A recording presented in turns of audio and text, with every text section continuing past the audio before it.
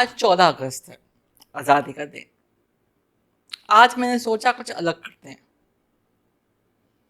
आज मैं अपने बारे में बात नहीं सिर्फ करूंगी, आज आपके बारे में भी बात करूंगी। आज मैं उस माइंडसेट के बारे में बात करूंगी जो इस सोसाइटी में कहीं बरसों से है, और इस माइंडसेट ने कई जिंदगियां तबाह की हैं, और उसमें मैं भी शामिल हूँ।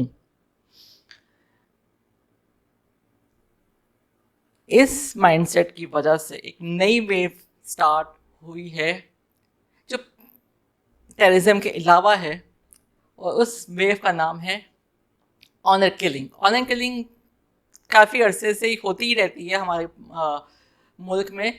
इस साल कुछ डिफरेंट हुआ, मतलब इतनी ज़्यादा हर दिन कोई ना कोई खबर मिलती थी। ऑनर किलिंग के नाम पर बच्ची को कत्ल कर दिया, टिकटॉक बनाने पर कत्ल कर दिया, दोस्ती ना करने पर कत्ल कर दिया लड़की का।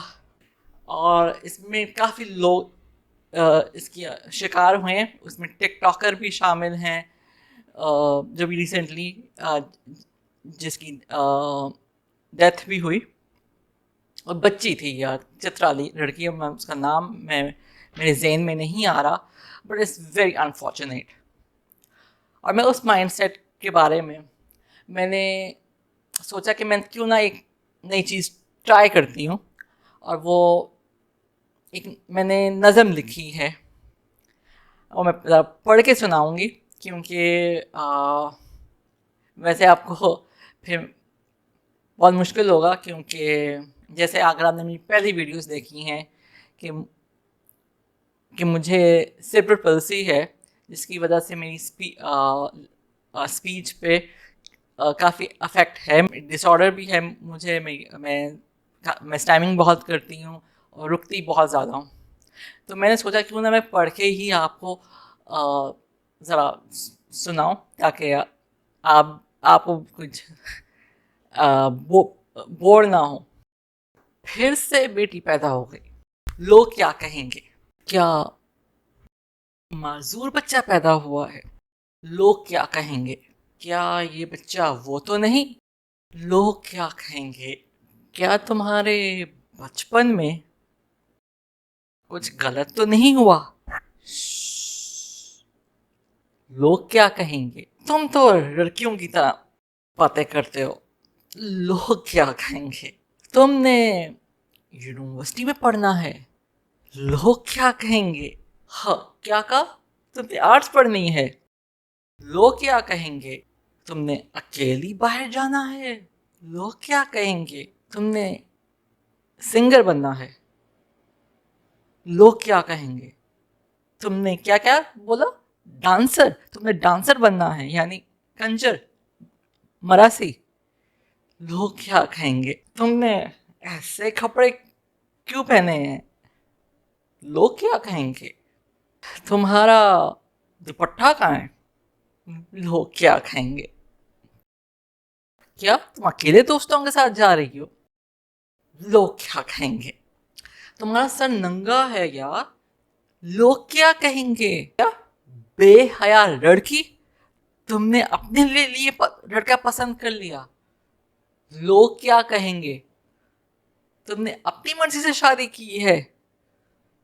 लोग क्या कहेंगे? तुमने शादी के बाद जॉब करनी है। लोग क्या कहेंगे? तुम्हारा आज मूड नहीं है। लोग क्या कहेंगे? तुमने और बच्चे नहीं करने क्या? लोग क्या कहेंगे? तुम्हें डिवोर्स चाहिए। लोग क्या कहेंगे? तुमने शादी नहीं करनी क्या? लोग क्या कहेंगे? ये नज़म है जो ये मेरी अपनी दिल की बात है, ये जो मैं कितने अरसों से कहना चाहती थी, बट कह नहीं पा रही थी। कोई सुनता ही था मेरी बात। पहली बात तो ये है, ना फैमिली में, ना कोई बाहर।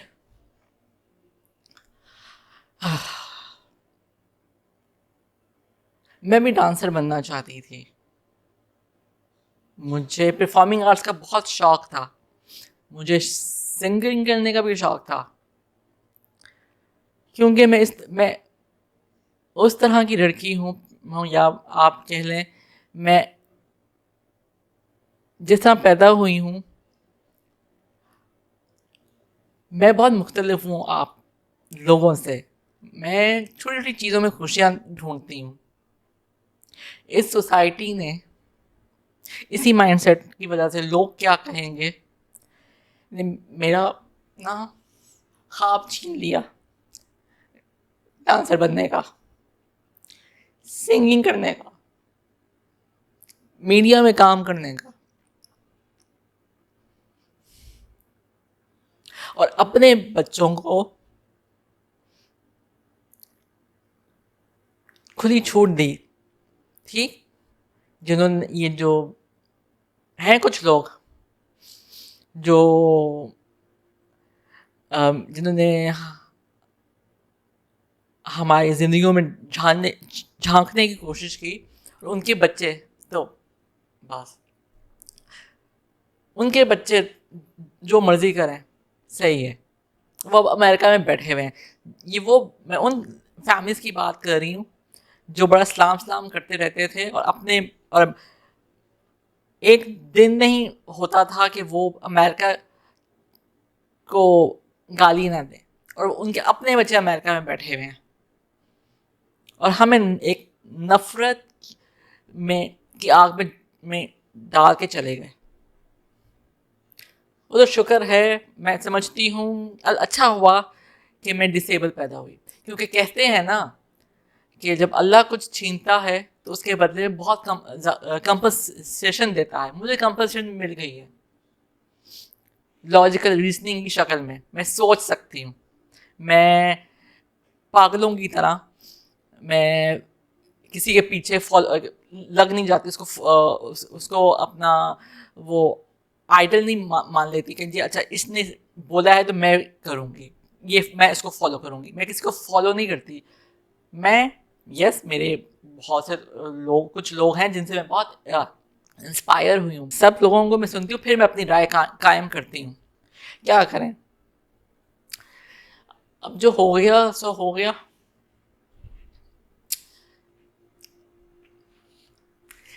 आगे बढ़ना तो है ना, मैंने मूव ऑन हो गई मैं।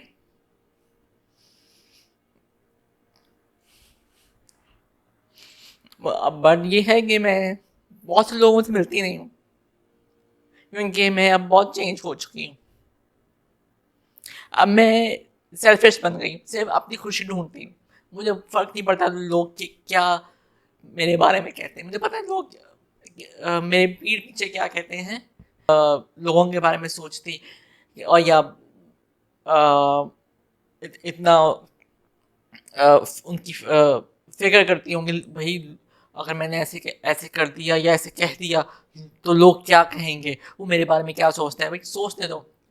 अब तो अगर कोई मुझे काफिर भी कहता है आई डोंट माइंड। अगर मुझे कोई गद्दार भी कहता है आई डोंट माइंड, क्योंकि आप लोगों ने जो चीज़ें जो गलत हो रही हैं इस मुल्क में, आपने उसको नॉर्मलाइज कर दिया है। टेररिज्म इतने अरसों से चल रहा है, जब से मैं स्कूल से देख रही हूँ टेररिज्म हमारे मुल्क में है। हमारे मुल्क में एक्सट्रीमिज्म इतना ज़्यादा है, बट उसको हमने नॉर्मलाइज कर दी है। हम हर चीज़ एक ही इंस्टीट्यूशन पे डालते हैं कि उसकी वजह से हुआ है, उसकी वजह से। मैं ये नहीं कहती नहीं हुआ, मगर आपका आपका उसमें भी कसूर है। हमारी इलीट क्लास का सबसे ज़्यादा कसूर है। आपको एक ट्रक की बत्ती के पीछे लगा देते हैं ये एलीट क्लास, ये मुल्ला, और आप उसके पीछे भागते रहते हैं। उसमें पॉलिटिशियंस में यस पॉलिटिशियन बस उसके पीछे भागते रहते हैं। आपने कभी ये सोचा ही नहीं है एक दफ़ा बैठकर कि हम क्या कर रहे हैं। हम ये बस जल्द से जल्द दूसरों में जा रहे हैं, नारेबाजी लगा रहे हैं अमेरिका के खिलाफ, कभी इसराइल के खिलाफ। कभी हमने अपने लोगों के बारे में सोचा है? नहीं, यहाँ पे सिर्फ और सिर्फ एक ही चीज चलती है, जिहाद। बस जिहाद करो, पढ़ना नहीं है, साइंटिस्ट नहीं बनना, रिसर्च नहीं करनी, हमने सिर्फ जिहाद करना है, शादियां करनी है, दैट्स इट, बस। और कुछ नहीं आता हमें, ये हमें एलीट ने लगाया हुआ है। मैं वन बाय वन ये एलीट के को भी मैं एक्सपोज करूंगी, क्योंकि मैंने तो काम किया मैं इन लोगों के साथ।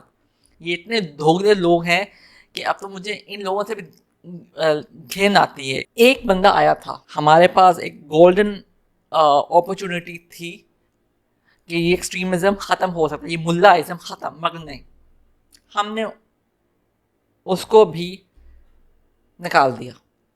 और उस इंसान का नाम था मुशर्रफ, जनरल परवेज मुशर्रफ।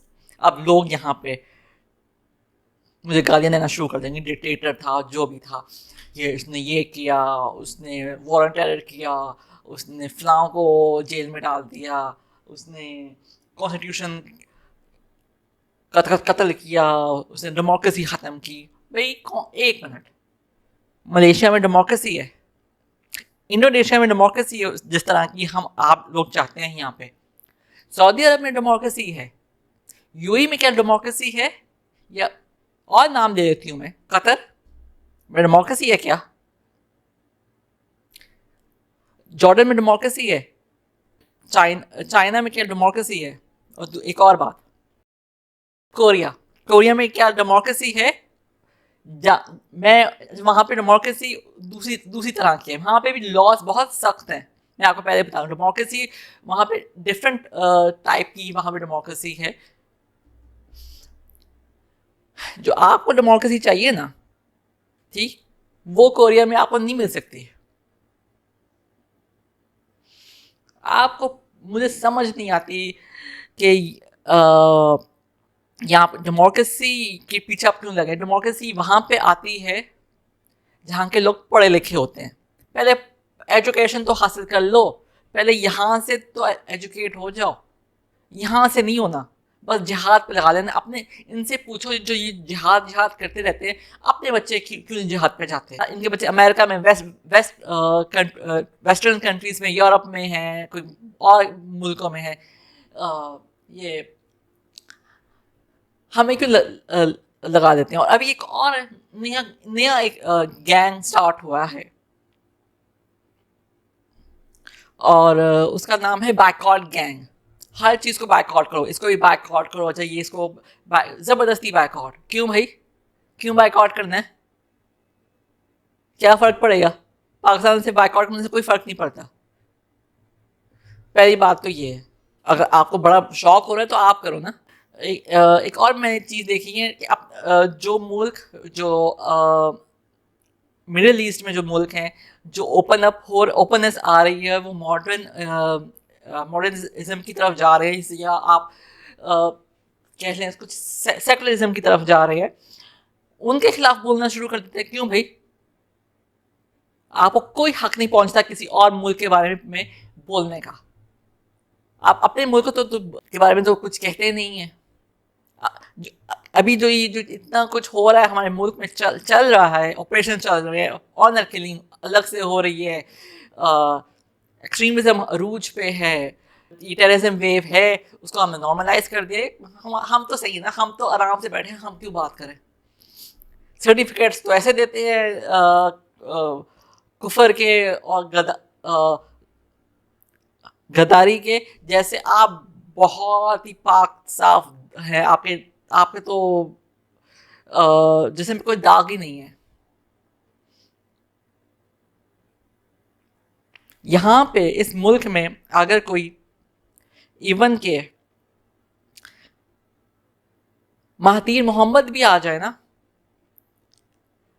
और तरीकी का जो फाउंडर था मुस्तफ़ा कमाल वो भी आ जाए, MBS यानी कि मोहम्मद बिन सलमान भी आ जाए, कोई भी लीडर आ जाए जो जिसे हम कहते हैं जी जो मुस्लिम कंट्रीज़ है, या और अगर इवन के मैं चाइना को भी इंक्लूड करूँगी, चाइनीज़ प्रेसिडेंट भी आ जाए ना, वो इस मुल्क को सही नहीं कर सकता, क्योंकि हम सही होना चाहते ही नहीं है। मुशर्रफ ने करने की बड़ी कोशिश की थी सही करने की, बट नहीं, वो भी नहीं कर पाया। वो एंड पे आके वो भी कॉम्प्रोमाइज हो गया। मैं यहाँ पे पॉलिटिकल एनालिसिस नहीं करना चाहती कि जी अच्छा उसने ये कहा उसकी वजह से ये हुआ। भाई मैं बात कर रही हूँ एज अ सिटीजन। मुशर्रफ ने बड़ी कोशिश की थी मुल्क को मॉडर्निज्म की तरफ लेके जाने में, मगर उसको नहीं करने दिया जो करना चाहता था। एक तो जो साथ उसके लोग थे उन्होंने भी उसको गलत मशवरे दिए, और एंड पे आगे क्या हुआ, कॉम्प्रोमाइज कर लिया। आप लोगों ने जो अपने हीरोज बनाए हुए हैं, कौन से हीरोज हैं आपके? मुझे तो आपने उसामा बिन लादेन को अपना हीरो बनाया हुआ है, ये रिलीजियस जमातों ने तालिबान को अपना हीरो बनाया हुआ है, और पता नहीं किन किन अजीब लोगों को आपने हीरो बनाया हुआ है जो कि एक एक सिर्फ और सिर्फ नफरत के अलावा कुछ और नहीं फैलाते। मैं बात करना चाहूँ तो बहुत कुछ बात कर सकती हूँ। मैं ऑफ कोर्स मैं बहुत सी बातें हैं जो मैं नहीं कैमरे के सामने कर सकती। कि जब ये वॉर ऑन टेरर चल रहा था तो क्या क्या मैंने इंसिडेंट्स एक्सपीरियंस किए हैं। लाल लाल मस्जिद ऑपरेशन के खिलाफ लोग बोलते हैं, क्यों वो क्यों ना क्यों बोलते हैं? वो इस्लामाबाद पे कब्जा करने वाले थे, इसको आपने अफगानिस्तान बनाना था। मैं उस वक्त आई थिंक 10 साल की थी जब मार्शल लॉ आया था, और उसके बाद लेकिन जो भी मैंने देखा है, मैं जहाँ रहती थी वो ऐसा इलाका था कि वहाँ पे हर चीज़ पे मुझे नज़र में चीज़ें आती होती होती नहीं, क्या क्या इंसिडेंट्स हो रहे हैं, क्या क्या लोग बातें कर रहे हैं, सब एक्सपोज हो जाते थे। हमने बहुत ज़्यादा नॉर्मलाइज किया है ये जिहाद को, इस्लाम को हमने बदनाम किया है। आई विश मुशर्रफ वर्दी ना उतारता, वो कुछ कुछ कॉम्प्रोमाइज़ किए थे वो ना करता तो शायद। अब this is just my hypothesis, पता नहीं इस मुल्क का क्या बनेगा। और मैं अब ये मुल्क सही नहीं होने वाला। अब आप मैं बात करूंगी इलीट क्लास की। इलीट क्लास बहुत अपने आप कहती तो है बड़ी लिबरल है, बड़ी प्रोग्रेसिव है, असल जिंदगी में नहीं है। They are hypocrites. ये आपको नफरत की आग में झोंकेंगे और खुद मज़े लेंगे अपने अपनी लाइफ में, कुछ मतलब लाइव जिंदगी गुजारेंगे। आपको कहते हैं जिहाद करें। ये मैं रिलीजियस जमातों की बात नहीं करी, ये आपकी एलीट क्लास जो आज का एक ट्रेंड है ना, फ़लस्तीन के बारे में बात करो। फ़लस्तीन के बारे में अगर आपने बात करनी है ना तो पहले अपने मुल्क से स्टार्ट करो, ठीक है? आप अपने बच्चों को भेजो पहले जिहाद करने के लिए। अपने बच्चे आप खुद जाओ ना जिहाद करने के लिए, दूसरों को क्यों झोंकते हो? आपको ये पश्तूनों के बच्चे ही मिले हैं जिहाद करने के लिए। अपने बच्चे, मैं जैसे पहले भी अभी कहा कि वो आप अपने बच्चे क्यों नहीं चाहते, उनके क्यों बच्चों को आपने ज़बरदस्ती उनसे तालीम छीनी है। और अब पंजाब में भी ऐसे ही है। पंजाब में भी आप तालीम का कोई मेयार ही नहीं है। आपको इतना आपको जो तालीम दे रहे हैं वो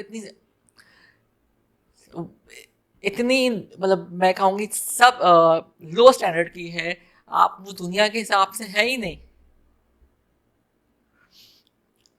मैं एक अपना इंसिडेंट बताऊंगी।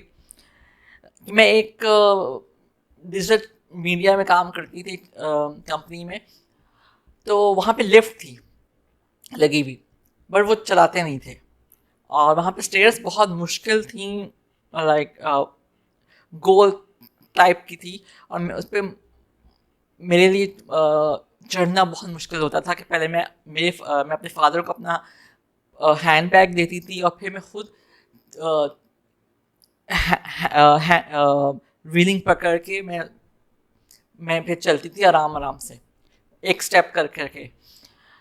मैंने अपनी बॉस से कहा कि भाई मुझे तो आप रिक्वेस्ट की कि आप लिफ्ट चला दिया करें कि ताकि मैं यूज़ कर दिया करूँ, बहुत मेरी मुश्किल होता है। मेरे फादर मेरा हैंड बैग पकड़ते हैं और फिर मैं फिर चलती हूँ, बजाय ये कहने के कि जी आप लिफ्ट यूज़ कर लिया करें, हम आप ऑन कर दिया करेंगे। नहीं, ये नहीं कहा। कहा कि वो एक वर्कर है तो जी आप उसको दे दिया करें अपना बैग। भाई वो क्या मुझे गोद में उठा के लेके जाएगा? चलना तो मैंने ही है ना। सिर्फ लिफ्ट ऑन करते थे जब वीआईपी कोई आता था वहां पे। फिर आ जाते हैं एक और मेरी जॉब थी, एलीट क्लास थे सारे, एंटी आर्मी वो थे, एंटी इमरान खान वो थे, एंटी मुल्ला थे। मगर एक और शॉकिंग एक कहानी में ट्विस्ट है भाई, ये एलीट क्लास का भी, और वो ये कि उनके क्लाइंट्स मौलवी थे। एक और कहानी में एक और ट्विस्ट है कि उनके जो क्लाइंट एक बड़े दिलचस्प एक ऑर्गेनाइजेशन रह चुकी है, और उनका क्लाइंट था जमातुल दावा, यानी कि लश्कर तैयबा का एक जो अलग विंग है, एक ये जमातुल दावा, जो कि बज़ाहिर तो वो तबलीग करते हैं, तबलीग तो होती नहीं है, वो कुछ और ही कुछ करते हैं वहाँ पे। तो जमातुल दावा का वो था, उनकी क्लाइंट थे। आई वाज लाइक व्हाट, ये तो टेररिज्म, मतलब एक टेररिस्ट ऑर्गेनाइजेशन, एक्सट्रीमिस्ट ऑर्गेनाइजेशन है। तो ये कैसे आपने उसको अपना क्लाइंट बनाया? ये मुझे किसी ने बताया था, उन्हीं के एम्प्लॉय ने, मेरे कोलीग ने। तो उन्होंने कहा वो उस वक्त तो क्या कहते हैं, उन्होंने जवाब में ये बोला कि उस वक्त तो कोर्ट से ऑर्डर नहीं आए थे कि ये टेररिस्ट ऑर्गेनाइजेशन है, तो इसलिए हम काम करते थे, सब लोग चले जाते थे, सिर्फ बॉस होते थे, मैं था और एक डिज़ाइनर। कुछ अर्सा बाद में बात पूछा कि जी आप ये ऐसे आपने क्लाइंट्स क्यों रखे हैं? क्योंकि जब आप क्लाइंट्स ऐसे लोगों के साथ काम करते हैं, ऐसे क्लाइंट्स के साथ काम करते हैं, तो आपने बहुत कुछ कॉम्प्रोमाइज़ करना पड़ता है कि जी लड़की नहीं आनी चाहिए, म्यूज़िक नहीं आना चाहिए, ये फलां, मतलब ये बहुत स्क्रिप्ट आपका बहुत कॉम्प्रोमाइज़ हो जाता है। और ये मैं उन ब्रांड्स का नाम भी लूँगी, वो उनके अब टीवी पे इसलिए आते भी नहीं हैं एड्स कि वो उनको मार्केटिंग में यही है कि जी लड़की ना आए, ये पता नहीं जी म्यूज़िक ना नहीं डालना, ये अजीब सी फजूल इनके उनके माइंडसेट है। और एक उस क्लाइंट में तो एक लड़की भी नहीं है उस कंपनी में। अब रख ली हो तो मुझे नहीं पता। तो मेरी जो इमीडिएट बॉस थी उसने कहा कि भाई मौलवियों के पास बड़ा पैसा होता है। एंड मैं उस वक्त मैं शॉक में चली गई थी कि एक तरफ तो आप बात करते हैं कि जी मुशर्रफ लेके आया था एक्सट्रीमिज्म को, इमरान खान के खिलाफ बात करते हैं, तो आपका उस वक्त ज़मीर ने मतलब मलामत नहीं किया, उसने ज़मीर ने झंझोड़ा नहीं कि आप ऐसे लोगों के साथ काम कर रहे हैं सिर्फ पैसों के लिए। ये दोगलापन है। और यही वो कंपनी है जिसमें मैंने अपनी जॉब छोड़ी थी, क्योंकि उन्होंने मेरी डिसेबिलिटी की इंसल्ट की। उन्होंने ये कहा कि मेरी जो डिसेबिलिटी है वो एक वीकनेस है, और मैं कुछ भी बर्दाश्त कर सकती हूँ, मगर अपनी डिसेबिलिटी की मैं इंसल्ट बर्दाश्त नहीं कर सकती। नो वे। मुझे जो मर्जी बोलें, मुझे काफिर कहें, मुझे वो क्या कहते हैं गद्दार कहें, नहीं कहते हैं मैं उस पर नहीं, कहने दो। बट जब बात आती है डिसेबिलिटी तो I can compromise on it, never and ever. तो बस यही है।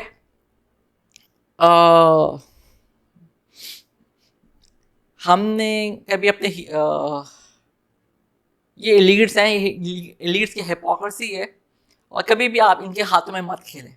हमने अपने हीरोज जो थे उनको ख़त्म कर दिया है, मतलब हमें पता ही नहीं, हमने उन हीरोज को लेके आए हैं जिनका ताल्लुक हमारे पाकिस्तान की हिस्ट्री से, सब कॉन्टिनेंट से है ही नहीं। हमने दूसरों के हीरोज लिए हुए, हमारे अपने हीरोज हैं ही नहीं। अब्दुल सलाम का नाम लें तो जी कांपते हैं, नहीं अब्दुल सलाम नहीं कहना, क्यों नहीं कहना भाई, हमारा हीरो था। बहुत से ऐसे और भी हैं हीरोज हैं जो गुमनाम है।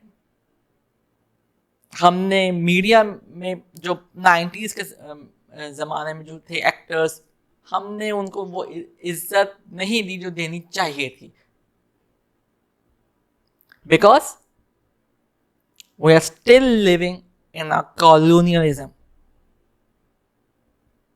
हम उसे कभी बाहर आए ही नहीं है, हम कभी नेशन बन ही नहीं पाए। हमने अपने हीरोज़ को कभी जाना ही नहीं है कि हमारे क्या हीरोज़ हैं।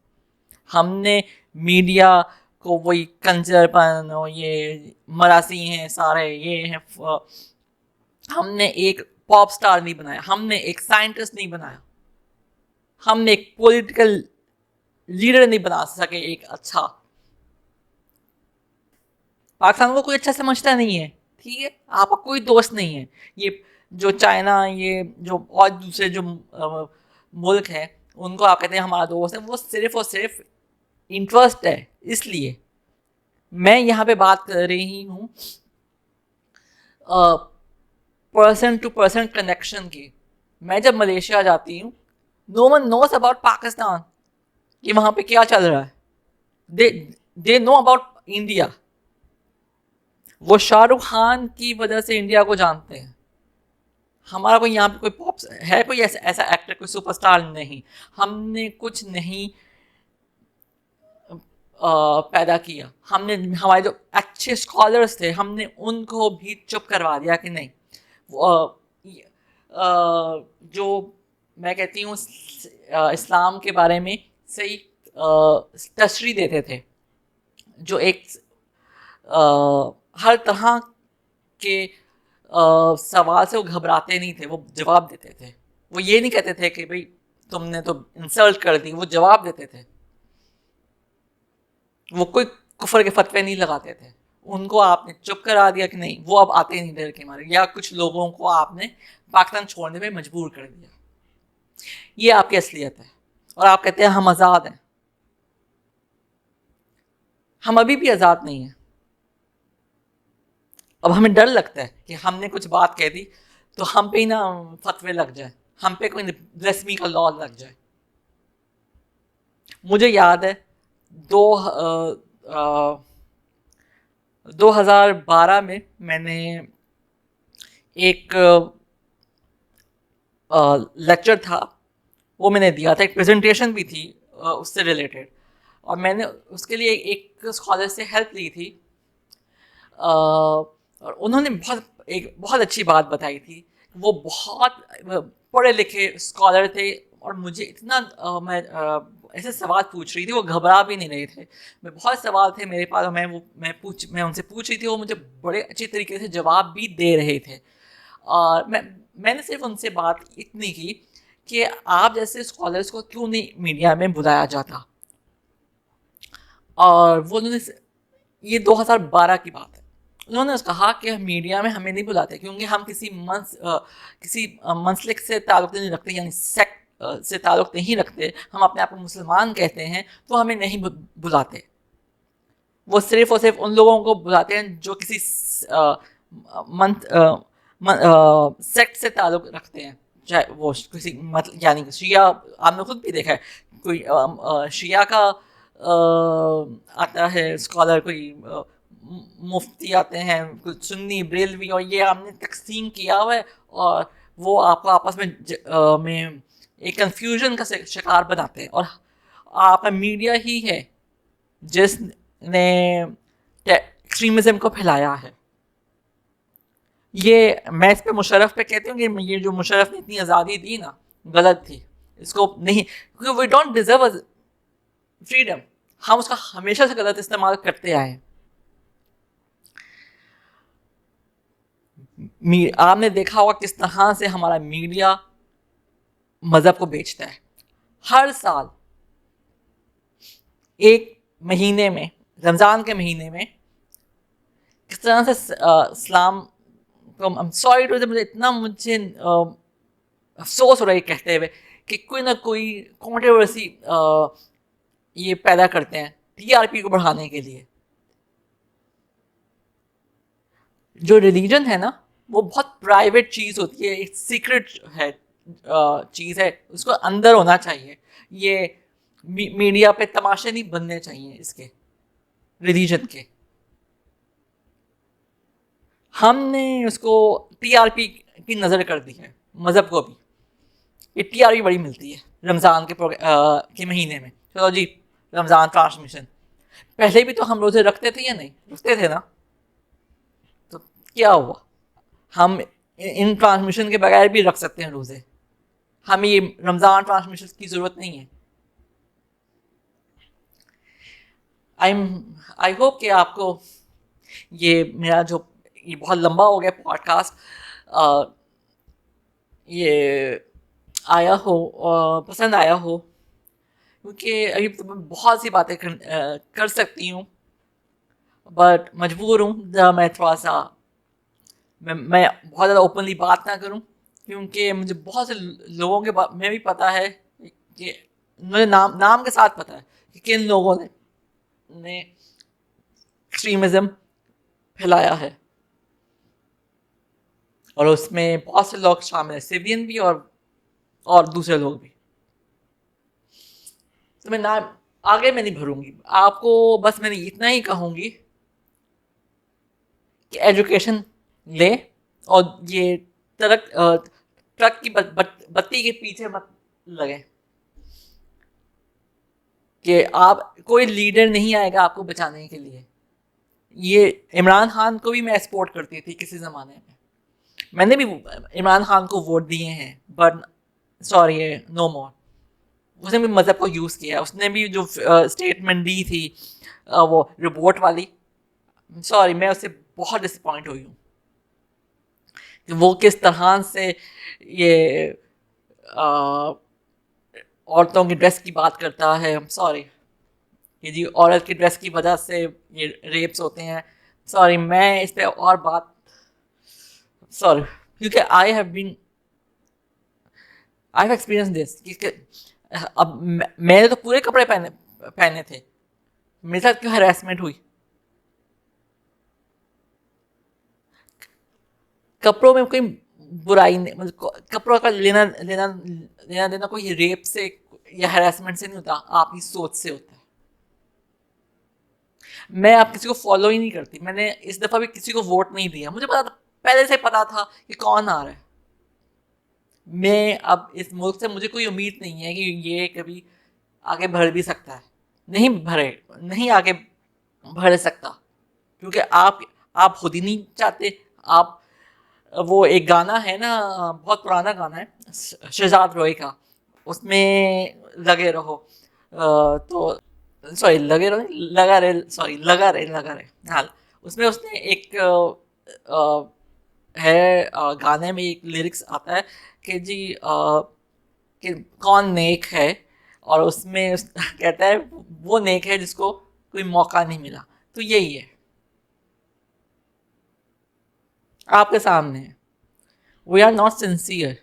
हम एज अ नेशन कभी बने ही, हम है ही नहीं, हम बन ही नहीं पाए नेशन।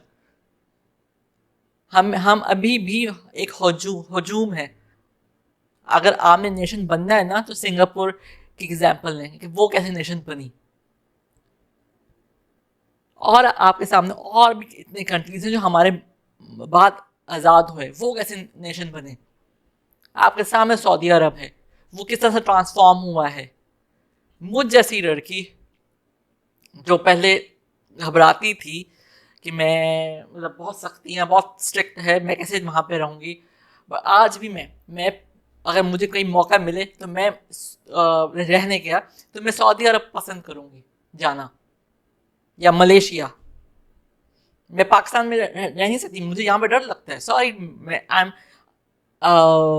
मैं ये बहुत ही क्या कहते हैं ईमानदारी से बता रही हूँ, मुझे यहाँ पे डर लगता है। मुझे ऐसा लगता है मैं कुछ बोल दूंगी तो कुछ हो जाएगा मेरे साथ। लोग अब बहुत एक्सट्रीमिस्ट बन चुके हैं और कोई मौजा ही है कि ये मुल्क कभी प्रोग्रेसिव बन सकता है। आई डोंट नो इस मुल्क का क्या मुस्तकबिल है। बस मैं और कुछ नहीं कह सकती। That's it. बहुत ज़्यादा आई थिंक लंबी हो गई है मेरी पॉडकास्ट। Okay, that's it.